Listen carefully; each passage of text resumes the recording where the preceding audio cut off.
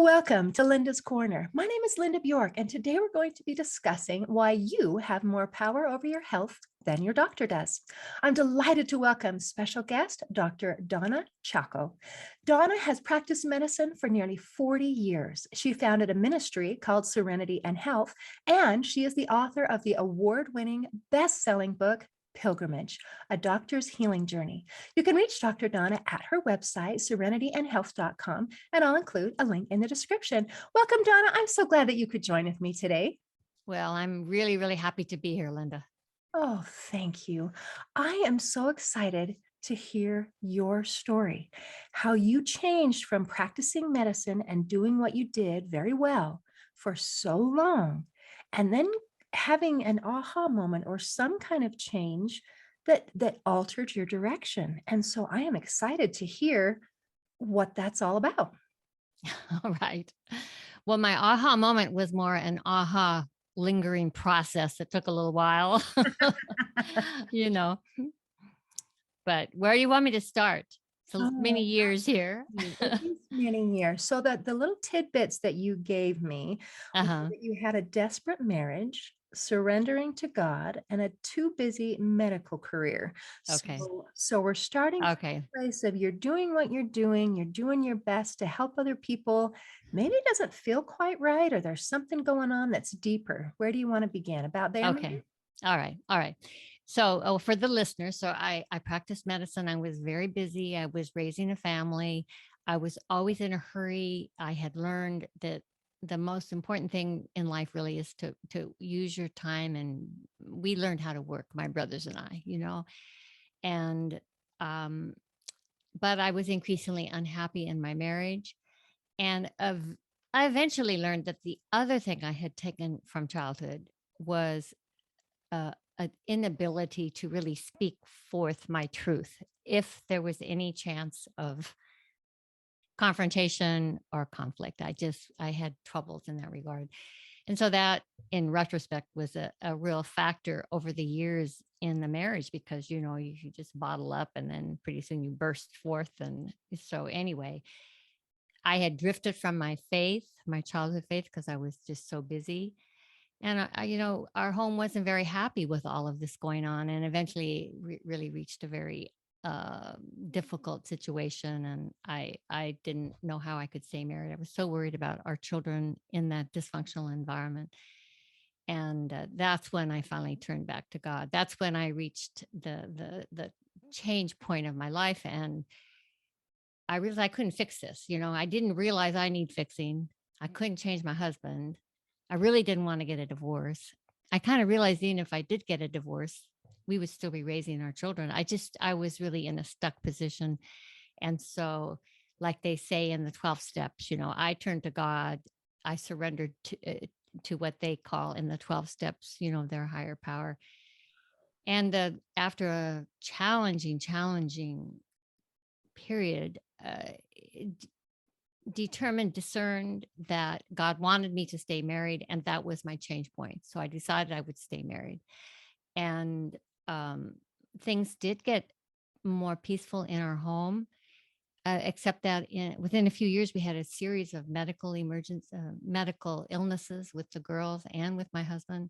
Mm. And by several years after this change point, he had leukemia and then he died.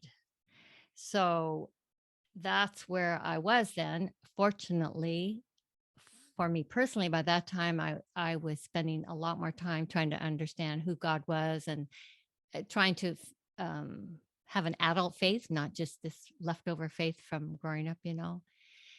And I just started to learn a lot more about um, how much relationships and can contribute to suffering and feeling crummy. Anyway, that was one huge major part of my life. And then after that, it changed some more. Wow. Okay. So as I'm going to try to unpack a little bit of what is going on here, um, there are some things that I'm picking up. One is that, here you are, you're a doctor, you're a person that most people perceive as the one who solves everybody's problems. They are the one in authority, they're the one who can speak. And inside you're feeling like, I am not allowed to speak my truth. And maybe you felt different at work than you did at home, but still it's that silencing, that I am not allowed to share what I'm really feeling. And I also thought it was interesting as you're talking about trying to surrender to God and trying to feel that some of the thoughts you had, it didn't solve all of your problems. It didn't make everything go away. And the answer of working on relationships and working on your marriage, I really appreciate that you said that things got better. I think some people feel like when they're in a relationship that is not satisfying, it's not comfortable, it is dysfunctional, that the choices are to continue in this place of dysfunction or to leave. And they don't recognize that there is another option, and that is to stay and allow and create things to get better. And it sounds like you worked in that direction.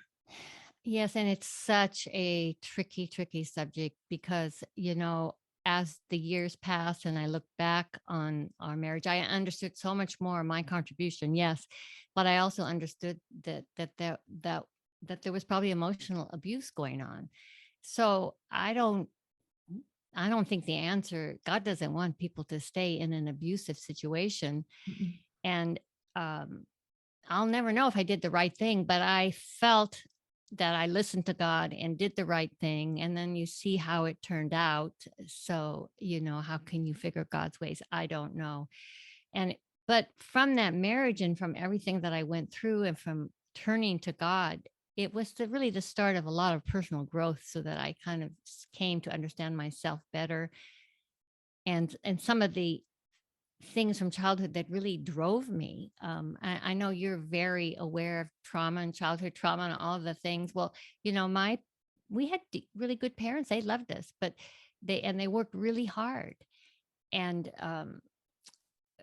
the if when I took my ACE score, which is and I know I don't know if many people may not Yes, know, please explain the adverse yeah, childhood event it's the adverse childhood experiences, experience. and you can take the test and evaluate based on your memory your score of childhood abuse, neglect, trauma. And it's just a guide, but it has been shown that folks who have high ACE scores have more difficulties in life, more illnesses, more behavioral issues, more addictions. Those early things, they are imprinted in their brain. Well, I look at myself, I had so many advantages. We were a middle class family, but very stable. My parents were in the same marriage. We never even changed houses. The same friends and neighbors for all those years. But they were like I was. They were imperfect parents. And I misinterpreted also. I just had a little kid's brain, right? Who knows what we take from what our parents, but the bottom line was I learned some things that weren't so good for me. I learned somehow that you had to work and then it would be bad to step back from that.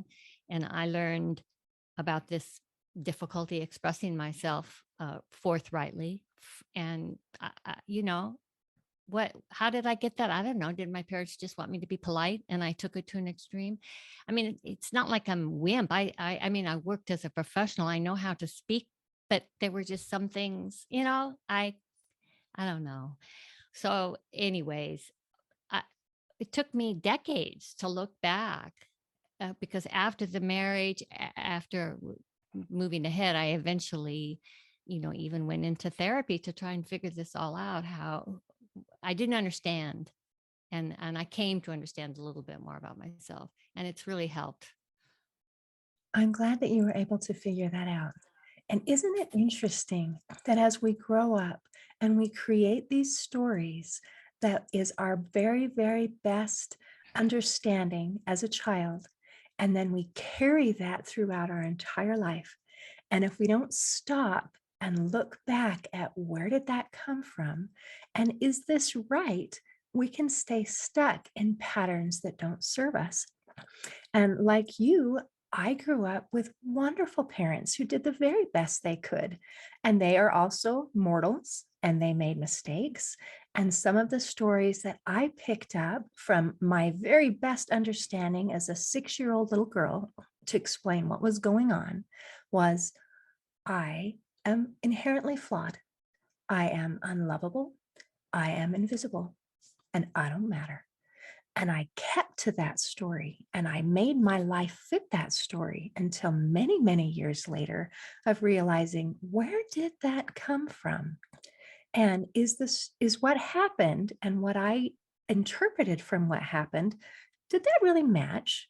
Or is there a better solution, Right. a better Right. explanation? And Right. so, for those who are listening, I invite you to go take a look at some of your deep core beliefs and see if you can figure out where they came from. And then maybe it's time to make some course corrections. So some of the things that you came up with, like you said, it might be let's be polite, don't fight, don't argue. And so that means don't speak, or maybe that's the way you interpreted it. And then you talked about working really, really hard. So how did that manifest in your life? And then how did you decide that maybe there was a better way? Because for a lot of people, they think, man, having a great work ethic, that's fantastic. Oh, well, see, that's the thing. The work, that's why it was challenging and why I never understood for decades, because there are many rewards from working hard. I had a successful career. I made money. I had respect. We had the big home. I was the doctor.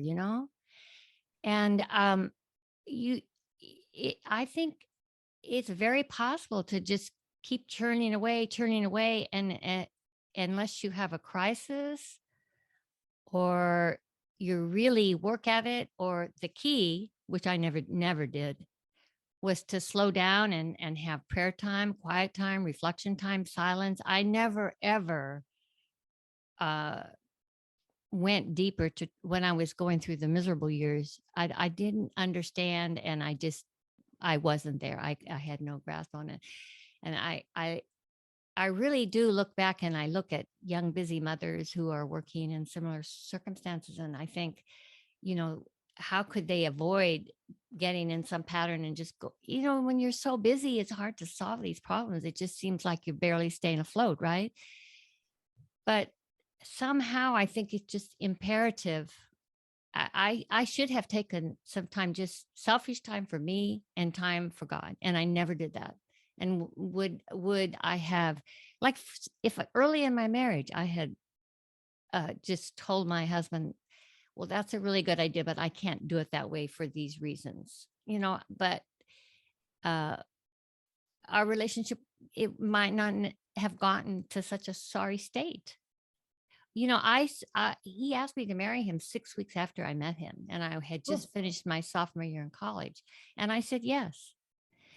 And we waited a number of months after that to get married, but I I part of me wanted to wait. Part of me wanted to say, "I think I love you, but let's wait a year." But I thought I'd lose him, or that's the other thing. Maybe I was insecure as a woman, as a girl. I didn't want to lose him. Just I don't know. isn't that interesting? And you didn't have at that point in your life the courage to say no. And as you see these other moms and people who are busy, and you can see some of the reasons why they would do what they do, and also some of the potential problems from keeping busy, busy, busy. And Right. I thought it was interesting that you used the word selfish time for me. And it sounds to me a little bit like you're still unsure how you feel about spending Well, time that was for selfish. yourself. Oh, That you was needed air selfish. quotes, huh? Yeah, yeah, air quotes. But you're right in that I still really have to work against these tendencies. You're right. I understand more. But now I'm retired, right? And in fact, last week, twice, lady friends went to the movies. in the neighborhood, and I was not able to go. Two different outings because I had a conflict with something scheduled like this, right? And I was thinking like, am I doing the right thing? I'm it makes me rethink again to just want to make sure I'm balancing right. I don't want to go to my grave thinking I never fully backed away from working and things important to me. But I'm so committed to my message and I love it. And unfortunately, my children don't live near me. So I don't have my grandkids right close by to dote on. So it's wonderful. I feel grateful to have something to do, but I have to continually work at the balance. Excellent. Excellent. So it's not about stopping and not doing anything. You want to be fulfilled and doing things that matter to you. And isn't it wonderful that we have a variety of things that matter to us and can bring fulfillment, like that time with family and time with friends, and also promoting a cause, something that you care about. So I would love to hear kind of what is your message? What is it that you put forth in your book, and how do we have more power over our health than say our doctor does? Okay. After my first husband died, I retrained in family medicine. So then I learned I was a radiation oncologist initially. Then I became a family medicine doctor. And then I worked in Washington, D.C. with immigrants and homeless people. And by the time I did all of that, I had seen parts of life and my eyes were opened um, to health in a much broader dimension. And I could see how health was just devastated by poverty and injustice and bad habits and trauma and bad relationships, like in my own experience. And by this time, my faith journey was moving along, and I felt much closer to my Lord, and I had a prayer life. And it dawned on me like, wow, my whole life journey and the health journey can just be based on this foundation of health.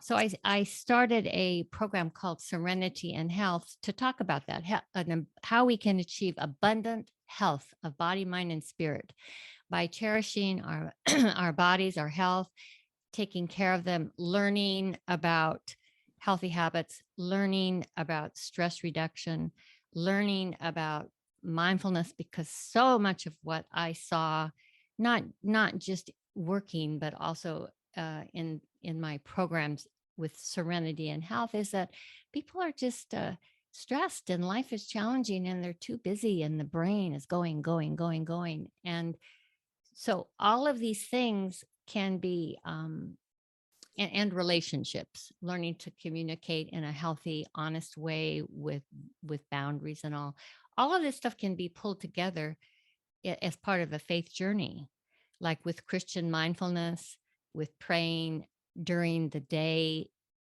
I meant to say Christian meditation, and then with praying during the day, which is almost like if you have a prayer word during the day, which I describe, can be like a mindfulness practice, and the whole sense of community and shared mission. And if I'm stuck, I try and do the will of God, and then I know if I'm trying, at least if I give God some time and some priority in my life, that hopefully I am doing his will, and that's being the best that I can be. And then if I mess up or if catastrophe happens, which it does, I have somewhere to turn anyway and can learn to trust and surrender to our Lord. And I think that trusting God is like the best stress buster there is available. So that's what I talk about. And so there's no one step that people should take. I don't think everyone has their own faith journey, but since health of body, mind, and spirit are all wound up together, you can do anything you want. Maybe you want to be an artist. Maybe you want to become a daily walker and eventually a marathon person. Maybe you're going to learn and practice Christian meditation, or study the Bible, or become a social activist for and take care of the poor. No matter what you do, it's all going to make you as a person better and closer to God. And I do believe happier. So that's what I try to do, and that's what I talk about for. And I think it works for most people if they believe in a God or a higher power. I mean, I'm a Christian, so that's my path, but people have their own paths, and I fully respect that. That is lovely. And as I'm listening to your message, it is resonating some of the other messages and things that I have heard, like for your talk about stress and how we need to kind of calm down. Dr. Lisa Rankin wrote a book about mind over medicine that I just love, where she talked about very much that concept. And I Hmm. had another guest not too long ago who talked about the concepts of we have our physical health and our mental and our emotional and our spiritual. And she said, if we focus on our spiritual health and really get that into balance, it's amazing that everything else kind of takes care of itself. Kind of, that's the That's great. base. That's Yes. the core. We can Yes. start anywhere, wherever anyone is ready and willing to listen. You can improve your health by eating good foods and drinking clean water. And we can improve our health by doing these mindfulness practices and working on the mental and the emotional side. And we can address those childhood issues. All of these things help and they balance.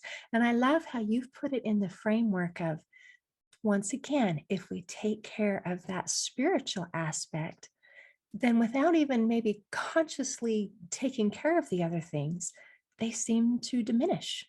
Yes. Yes. I wanted to mention two things about having more power over your health than your doctor. In our healthcare system, office visits are limited. And it's a fact that, like in a primary care office, of the folks that come in there, the various problems they have, I mean, probably three quarters are in some way connected to health, either caused by, I mean, connected to stress, either caused by stress or aggravated by stress. The headache, the backache, the gastritis, the fatigue, the insomnia, the anxiety, all of that. And there are things that work to reduce stress if one takes the steps to do them. And they're not things the doctor can solve. And you don't certainly want to take a pill for each time you have one of these, which is often the reflex for these problems. And then the other thing that's just so dramatic and kind of always on my mind is the power of our actual health habits of eating, exercise, and smoking basically contribute or cause something like three quarters of all chronic illness. Oh, really? So if we improved those habits, the impact on our health is way beyond what we tend to think about. It's quite dramatic. Now, I'm not saying that's easy. Those are very challenging, uh, long ingrained patterns, to change. But even just a little step in the right direction will make you feel better and will help. And, one can learn about action plans and setting appropriate small steps to reach your ultimate goal. And with doing it with a group is wonderful. So anyway, that's why I make that point that you have more power over your health than your doctor does.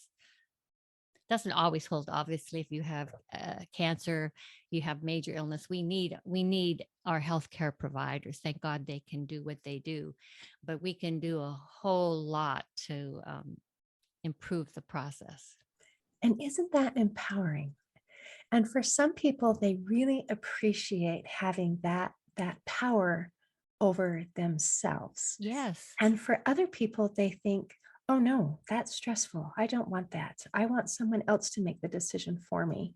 And it has to come with building up ourselves. I recently spoke with a man who was working in a medical facility, and he said they were creating this wonderful model where the client is the center of the wheel of this hub, and then the Hmm. doctors and the dentists and the psychologists and all these are the spokes that go around, and they're all there to help you, and you're in charge of yourself. Hmm. And then he found that in some people it worked really well, and on others they did not have the skill set Right. to be able to handle that. And so he said, I think maybe my mission is to help people build up that skill set so that they can be in charge of their own lives. Mm-hmm. Mm-hmm. It's a process. It's a process. And again, there's a balance there. I recently have aware of two family connections with complicated cancer cases Mm. with way too many opinions and different recommendations, and then the poor individual with the illness is just like stuck. And so again, it's a balance because you do need direction. But I like that approach that, we are stewards of our bodies. That's how I like to, they use the language, we're stewards of our gifts and talents. We are stewards of our bodies. We're given it. It's a gift to cherish and do our very best to take care of. And, if we do that, we're the ones that benefit. We're the ones that can have energy and can still walk when we're 80, hopefully, or 90 or more. So, yes, stay out of the hospital. Who wants to go in the hospital and have to check your sugar all the time? And if you have, a lot of people have no choice. These things happen, but it's just to say we can often make an impact. We can. We can often make an impact. And it's lovely that you're sharing this message and saying you have power over yourself.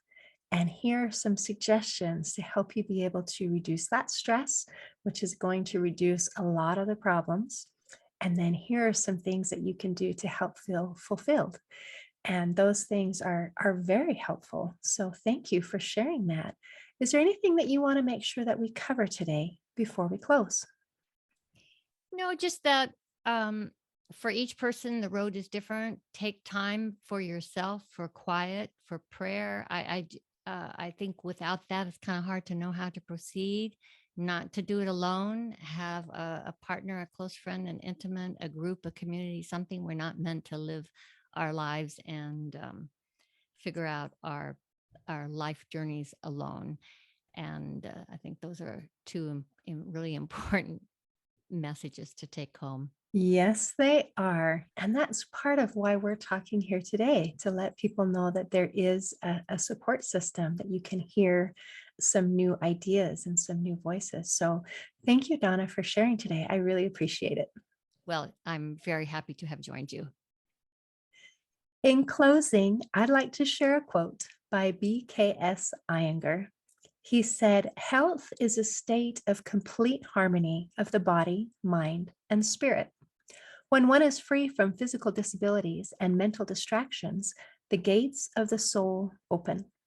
Today, I invite you to enjoy better health by bringing your body, mind, and spirit into harmony." See you next time on Linda's Corner.